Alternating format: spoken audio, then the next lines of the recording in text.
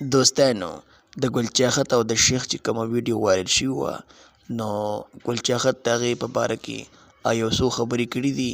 راځئ تاسو هغه واورئ بیا خبرې کوو. تاسو چې زما د پیلو خو زما ویډیو خرابې نه دي، خو چې کومه ویډیو زما په تاسو باندې بده ولګي تاسو هغه اوچتوئ او دنیا ته یې شو کوئ.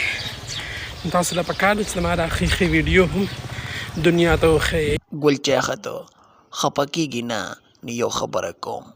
خبره دا کوم چې کوم کس 4 میاشتو له تبلیغ لاړ شي او تبلیغ کار شروع کړي نو بیا ټیک ټاک هم بند کړي. ټیک ټاک کوي خو صحیح ویډیوګانې کوي. دوستانو اوس په تاسو ووایئ چې د دې ویډیو صحیح دي.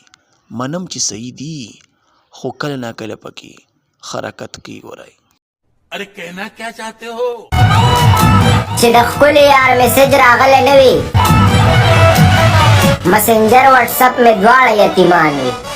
دوستانو اوس په تاسو ووایئ چې دا ویډیو مزاحیه وه یا فني وه نو په دین کې خو دا نه دي راغلي چې ته تبلیغ وکړه، دین ته مخه کړه او بیا دا مزاحیه ویډیوګانې جوړوه، ټیک ټاک یې جوړوه، د دې نه به ګانو ته هم بیا واوړي.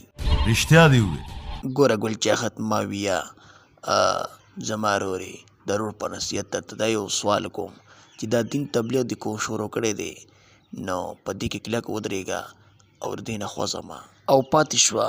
تا دا خبره وکړه چې زما ښې ښې ویډیوګانې هم خلکو ته وړاندې کړئ، زه به یې وړاندې کړم خو ته دومره وکړه چې د دین کار نه ګورئ وانه وړئ.